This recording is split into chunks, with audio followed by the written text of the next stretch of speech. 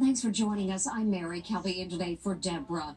Was this when the downward spiral began for the 22-year-old suspect in the July 4th parade massacre? We've obtained exclusive video of the alleged shooter delivering a eulogy at his best friend's funeral. As Les Trent reports, many believe the loss deeply impacted his state of mind. My name is Bobby. It's extraordinary video of accused July 4th parade shooter Robert Bobby Crimo III.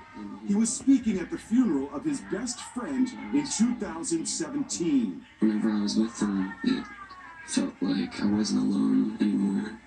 Like I had somebody there that was actually there. I really did love Anthony. He was a really good friend. I love his family.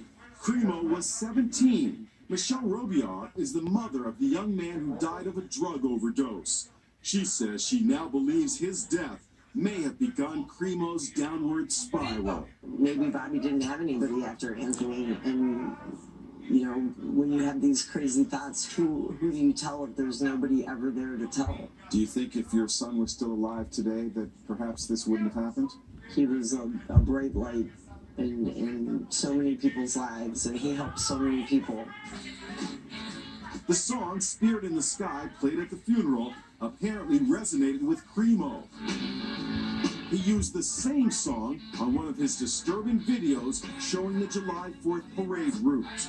Meanwhile, Crimo's father, Robert Jr., is speaking out for the first time. I love my son, but it's devastating to everyone involved. He owned a popular deli in the city, now closed. He also ran for mayor in 2019. Crimo is under criminal investigation for his role in helping his son obtain guns, despite a prior suicide attempt and threats against his own family. There is ongoing criminal prosecution and criminal investigation, issues of culpability, liability. But Crimo's father says he did nothing wrong. I filled out the consent form to allow my son to go through the process. They do background checks, whatever it entails. This is taken as like a complete surprise. 3 days before the 4th, my wife had asked him, hey, do you have any plans for the 4th? And he simply said no. More evidence of Crimo's wacky behavior is emerging. He painted a huge mural with the words, "God is not dead," on the side of his mother's house, along with this chilling image of a gunman with a smiley face. Meantime, thoughts and prayers continue to pour in for the 2-year-old orphan who lost both of his parents in the shooting. Now, new details are coming to light about how little Aiden was saved when gunfire erupted. Here's Mary Calvi. They are the hero father and son who rescued little Aiden McCarthy from the carnage in Highland Park. Tom Brooks and his son Morgan had just arrived at the parade when the shots rang out.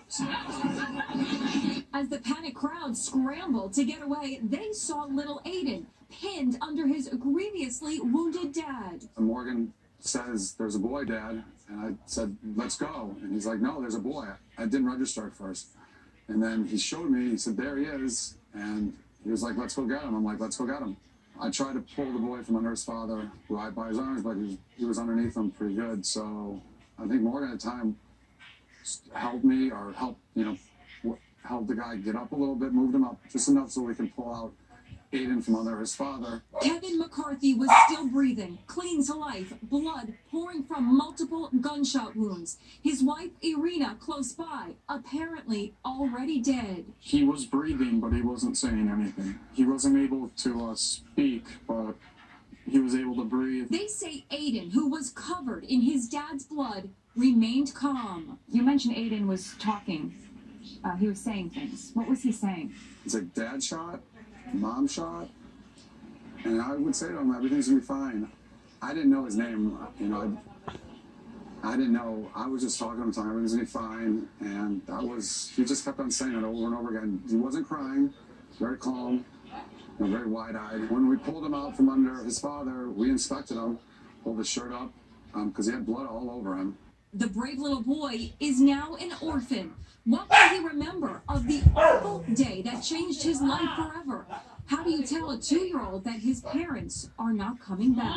Sooner rather than later is better, as difficult as it is, because if you wait too long, then Aiden might feel like he was deceived in some way. It can actually cause a different type of traumatic reaction where he was expecting his parents to come back at some point for months before he finds out that they're never coming back. As Kevin McCarthy lay dying, this brave father and son tried to comfort him. We spoke to him at the end.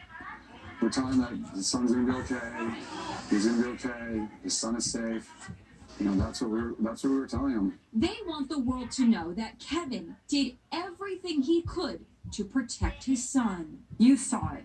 This man was saving his son's life. He was shielding his son in the last moments of his life. True hero. Unbelievable. On Friday, a funeral will be held for the eldest victim of the shooting as 88-year-old grandfather Stephen Strauss is laid to rest.